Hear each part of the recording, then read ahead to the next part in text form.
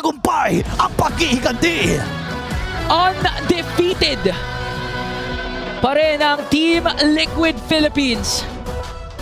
Starting out strong, ending strong. Pero tama na yung binabanggit ni Carl, Good hindi lang flex ng mechanical prowess, kundi pati yung understanding ng game. We saw how much aggressive Carl TZ was, even sometimes leaving his own jungle. Parang buo up yung jungle niya, pero kung pwede ako mag-pressure kasama si Dad, mag-pressure ako. At ibang klase din ang tiwala ni Carl TZ sa kanyang mga kakampi dahil alam niya na sapat ang kanilang bawas. And with that, I think yung pinaka-final moment pinagtatawanan natin dahil Savage yun. Let's be honest, isang bala na lang kay Rosa, that would have been a Savage for the Filipino sniper. Pero sadly, nauna muna ang panalo.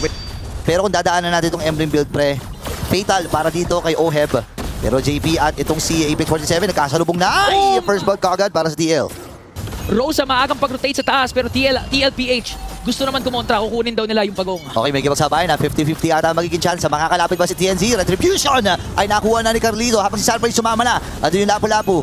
And Dapat pwede ka maghabol without even expending yung flicker mo for Siggy Boom. So ngayon nakikita mo na yung yung pwedeng maging angulo dito ng Aurora Gaming. Protect number 1, 15k gold lead, game 2 umabot ng 8 to 9k. Ngayon kahit paano nakakatawid na sa river ang Aurora Gaming. At pwede pa nga sila pumalag dito dahil nahanap nila si Sanford. okay, Vengeance na nagamit. Patay ata si TNZ dito. Nagamit din rin yung Operation Squad. Pero si OM sasama na Sanford with the kill. Ngayon ay mamamaalam din si Sanji sa naging proseso na yun. Nakikipagsabayan si Lunar. Hinabol niya si Sanford. Pero ang tanong kaya ba? AOG hindi mabitawan dito ni JP. At nabitawan din finally. Makakataka si Daddy JP dito. At may ipit Carl! itong si Siggy Boom. Buti na lang. Nandun yung guiding wind para mailigtas si Siggy Boom. Si Carl TZ, no, kung the moment na maikas ni Siggy Boom the Turkish Triggerman, yung kanyang full barrage, papasok lang ng papasok ng gato si Carl Ang TZ. ganda ng punt. Naku, nabitawan na rin yung Operation Squad. Pero si Rosa ay nakabawi. Boy pa rin si Carlito dito. Inabol siya ni Rosa. At triple kill para kay Sanford. May flex pang kasama yan. 5-0. Medyo nagtataka ako. 0-3 na yan, pre, 0-3 and 4 ang KDA. Pero grabe mag-farm itong si Oheb. Alam mo, hindi ako naniniwala na wala Apex? siyang pera. Wait lang ha. Parang unahin ata! Si Apex 47! Hindi man lang naipagaspas yung kanyang mga mga wings doon. Pasok din si Daddy JP. Ngayon magiging target ata nila si TNC. Nagkipagsabayan na si Sanji. Boy pa rin! Oh! Buhay pa rin si Sanji! Ngayon lalaban na ata dito Team Liquid Philippines. At ngayon ay Full barrage? ay bibitaw full barrage. Sinabitawan na rin sa may likuran dito si Kibuma. At yung Operation Squad. Buhay pa! Dito si... Even yung mga talo nila, no, parati ko napapansin mo sa mga grand final, si Sanji parati yung natitira. Oo. Sa Team Liquid Philippines, kaya minsan natawag siyang the lone stallion eh.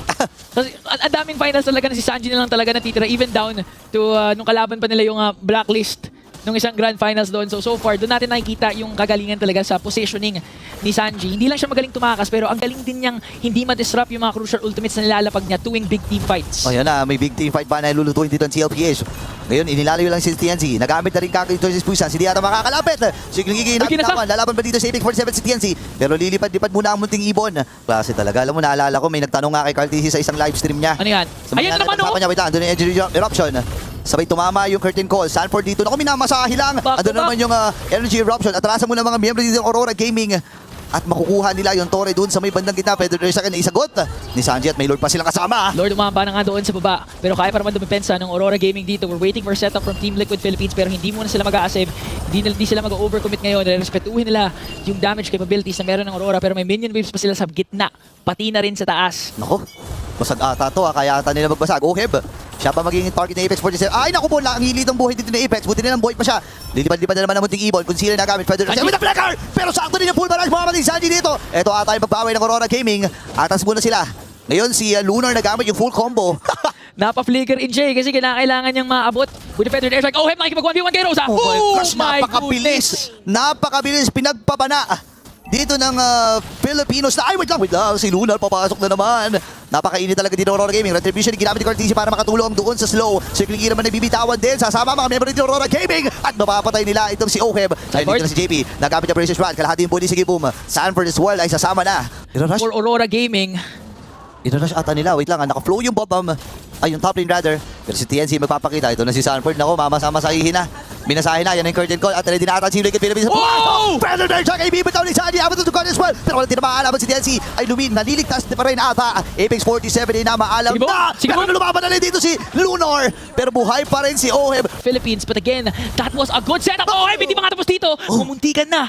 Etong si Rosa, hahanapin nila yung kilong to Rosa na palalim doon si JP pero may immortality pa naman na hindi mapapop. Sige boom, kinakailangan mag-recall. 1 second. Bago lumabas si Apex 47, nandyan na yung mga minions ng Team Liquid Philippines. Tinatry ng Aurora mag-clear ngayon. pero naipit si TNZ. Ako, maling turn ata para dito kay TNC. Habang si Sanford ay hindi ka na mamatay. Nagamit na rin Sige yung po! full boy pa si OM dito. Si Cartesi pagliligtas niya ang baby cakes. At ang buko muna ng Team Liquid. Isinakripisyo na niya ang kanyang sarili para makatakas lang ang kanyang kupunan. Ladies, asim yan ha. RTC at Sanji manggagaling sa likod. Feathered airstrike na sa 9. Hindi kumonect ang energy eruption. Ito na yung responde ng Aurora Gaming. Wait lang, kalahati yung buhay ni Cartesi dito. Medyo delikado ata ang posisyon ng TLPH. Pwedeng umagaw ng purple. Yun yata magiging goal dito ni Cartesi. Yes. Macro na naman Ayun, ng Team Liquid Philippines ito. Sanford naghahanap ng angulo para maka-split push pero na-notice niya nandun si Matilda pati na rin si Sigibum yung magkapatid na sa baba. Maaaring i-concede na lamang to ng Aurora Gaming kasi alam nilang kaya din naman Bigay. nila mag-clear out.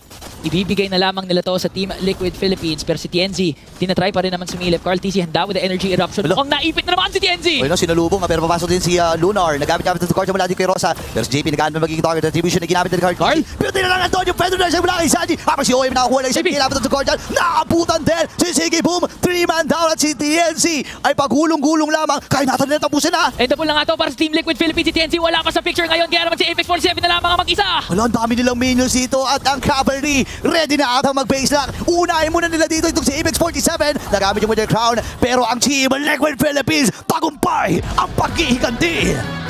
Undefeated pa rin ang Team Liquid Philippines.